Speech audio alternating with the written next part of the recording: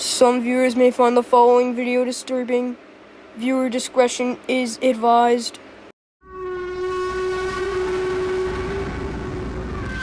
Derailments and collisions are highly common across the railfan community, well known for such instances as the Hinton train collision or the 1991 Union Square incident. Derailments just cause damage. Collisions can cause millions of dollars in damages.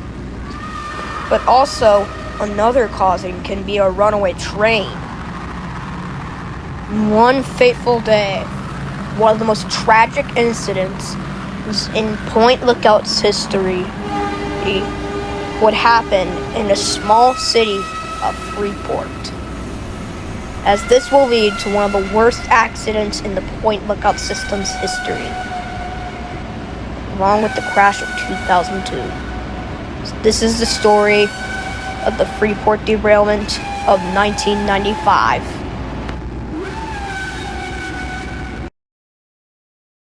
Hello, Pigfan Dude here. Sorry to interrupt, but if you enjoy my content, I would recommend for you to subscribe. Not forcing. Point Lookout, named after the lake it borders, is historic for its famous views, and it's also famous for its trains. There's the Silver Line, the Navy Line, and the Coast Line, or the Orange Line. The Blue Line runs from Park Avenue to Jones Beach Theater. The Orange Line runs from Jones Beach Theater to Freeport, and the Silver Line runs from Point Lookout and Freeport. But something grave happened on the Orange Line. On October 26, 1995, a past PA-1R, led by 698, had to do maintenance on its train, still carrying around its many passengers. The train was bound for Freeport. The train left the depot, heading at a maximum speed, around 5 miles per hour, which was the time as it was going. A local R9 can be heard in the background. The train was wearing its Wabco AA2, made around the 60s or 70s. Still going 5 miles an hour. The driver's name is John Kilmore. His train is carrying 564 people on board. And then the train was going to leave Point Lookout, and off it was to Freeport.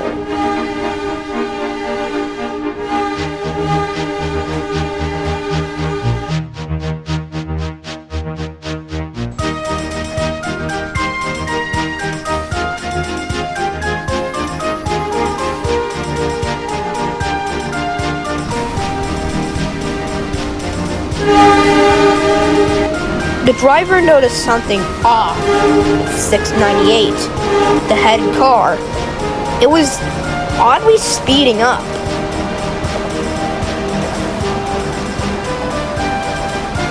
Then he realized that there was no hope.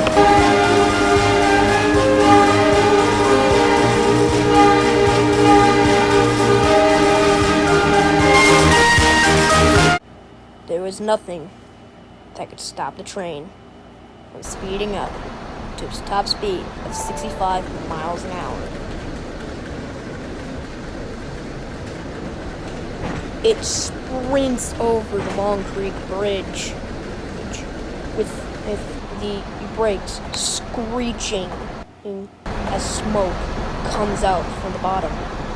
Now, there's nothing to do to stop the train.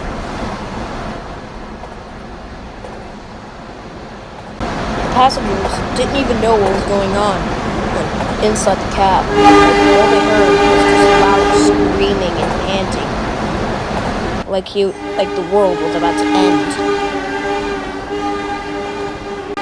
As now, the PA-1R is now flying across the Swift Creek Bridge. as the driver tries to pull down the handbrakes. It makes a loud snapping noise as the train can no longer be stopped as it flies down at 65 miles an hour. This is a 911 recording from the train. 911, what's your emergency? Yeah, I just went over the Sweet Creek Bridge. Hey, I'm currently riding on car 698. Hey, okay, well, hang in there. Now we seem to be going over the Bridge and Creek Trestle. Help us now. And they will never arrive.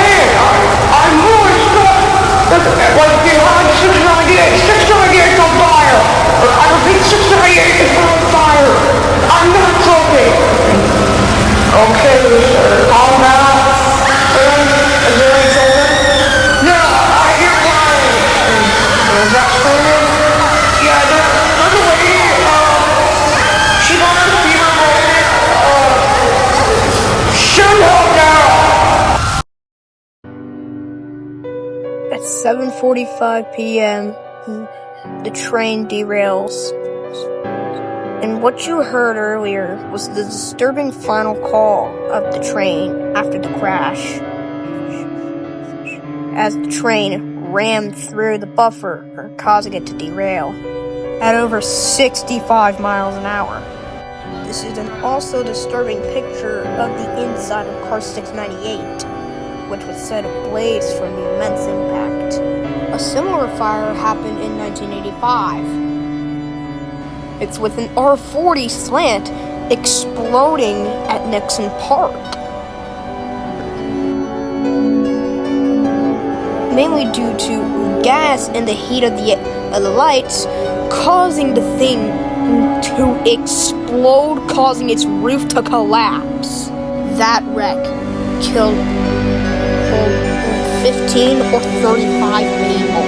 The local news broadcast of the Republic, also known as Channel 9, documented this horrific accident.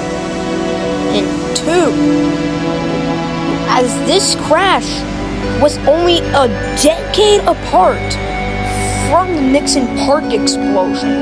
And also, the third car telescoped into the second car, which was highly common back in the 20th century with wooden cars, not full heavyweight steel.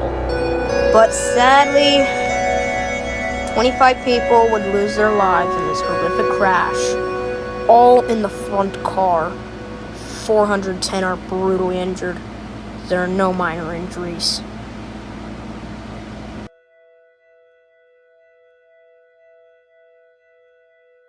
But what caused the crash?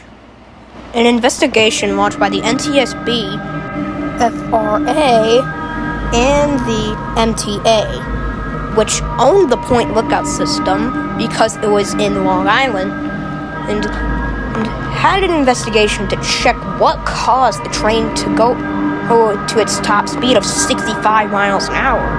They peeked inside the train, out and in, and they found the culprit.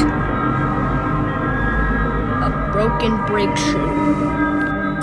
For those who don't know how brake shoes work, a brake cylinder produces force to the main body of the brake shoe, which shoves it into the train wheel, using heat and friction to slow the train to a halt.